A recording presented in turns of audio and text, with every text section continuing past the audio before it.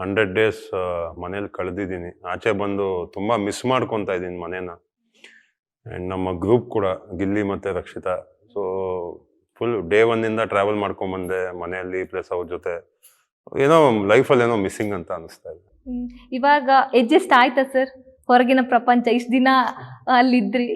ಇಲ್ಲ, ಇನ್ನ ಆಚೆ ಬರೋಕ್ಕಾಗಿಲ್ಲ. ಇನ್ನ ಮೈಂಡ್ ಎಲ್ಲ ಒಂಥರ ಟ್ರಾನ್ಸ್ ಅಲ್ಲಿದೆ. ಸೊ ನೆನ್ನೆ ಮೊನ್ನೆ ಎಲ್ಲ ನಾನು ಏನ್ ಮಾಡ್ತಾ ಇದ್ದೀನಿ ಅಂತ ನನಗೆ ಗೊತ್ತಾಗ್ತಾ ಇರಲಿಲ್ಲ. ಎದ್ದಾಗ ಮೈಕೆಲ್ಲ ಹುಡುಕ್ತಾ ಇದ್ದೆ, ಮೈಕೆಲ್ಲ ಹೋಯ್ತಪ್ಪ ಅಂತ. ಸೊ ಇನ್ನ ಕ್ಲೀನಾಗಿ ನಿದ್ದೆ ಮಾಡಕ್ ಆಗ್ತಾ ಇಲ್ಲ. ಅಡ್ಜಸ್ಟ್ ಆಗ್ತಾ ಇದ್ದೀನಿ ಸ್ಲೋ ಆಗಿ. ಟಾಪ್ 5 ಇರ್ತೀನಿ ಅಂತ ಅನ್ಕೊಂಡಿದ್ರ? 100% ನಾನು ಟಾಪ್ 2 ಇಲ್ಲ ಟಾಪ್ 3 ಅಲ್ಲಿ ಬರ್ತೀನಿ ಅನ್ಕೊಂಡಿದ್ದೆ. ಸ್ವಲ್ಪ ಡಿಸಪಾಯಿಂಟ್ಮೆಂಟ್ ಆಯ್ತು, but it's okay. I am very happy. Okay, top 5 ಅಲ್ಲಿ ಇದಕ್ಕೆ ಸ್ಯಾಟಿಸ್ಫ್ಯಾಕ್ಷನ್ ಇದೆಯಾ ಅಥವಾ ಬೇಜಾರು ಏನಾದ್ರು ಇದೆಯಾ?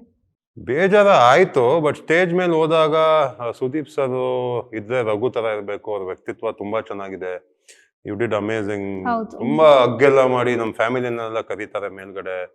ಸೊ ಸಾಕು, ಅದು ಹೇಳ್ದಾಗ ನಾನು ಕಪ್ ಗೆದ್ದಿದ್ ಖುಷಿನೇ ಆಯ್ತು. ನನಗೆ ತುಂಬಾ ಖುಷಿ ಆದ. ಯಾಕಂದ್ರೆ ನನ್ಗೆ ಮೇ ಬಿ ಇವಾಗ ಕರ್ನಾಟಕ ಜನತೆ ವೋಟ್ ಮಾಡಿರ್ತಾರೆ.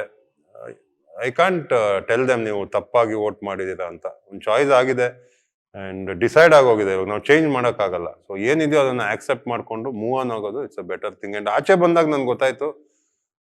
ಸೊ ನಾನು ಫಿಫ್ತ್ ಪ್ಲೇಸ್ಗಿಂತ ನನಗೆ ಪ್ರೀತಿ ಜಾಸ್ತಿ ಸಿಕ್ಕಿದೆ. ಎಲ್ಲಾರ್ಕಿಂತ ನನಗೆ ಬೇರೆ ಕಂಟೆಸ್ಟೆಂಟ್ಗಿಂತ ಜಾಸ್ತಿ ಪ್ರೀತಿ ಸಿಕ್ಕಿದೆ ಅನ್ನೋದು ಖುಷಿ ಆಯ್ತು. ಸೊ ಅವಾಗ ಅದನ್ನ ಮರ್ತೋದೆ ನಾನು.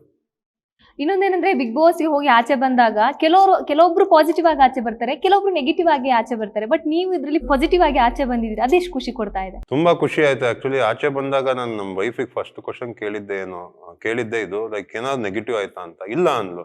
ಸುಳ್ಳು ಹೇಳ್ಬೇಡ, ಏನಾದ್ರೂ ಒಂದು ನೆಗೆಟಿವ್ ಆಗಿರುತ್ತೆ ಅಂದ್ಲು. ಇಲ್ಲ ಇಲ್ಲ, ಏನೂ ಆಗಿಲ್ಲ, ತುಂಬಾ ಚೆನ್ನಾಗಿದೆ ನಿನ್ನ ಹೆಸರು ಅಂದ್ಲು. ಸೊ ಮೊದ್ಲಿಗೆ ನಂಬಲಿಲ್ಲ.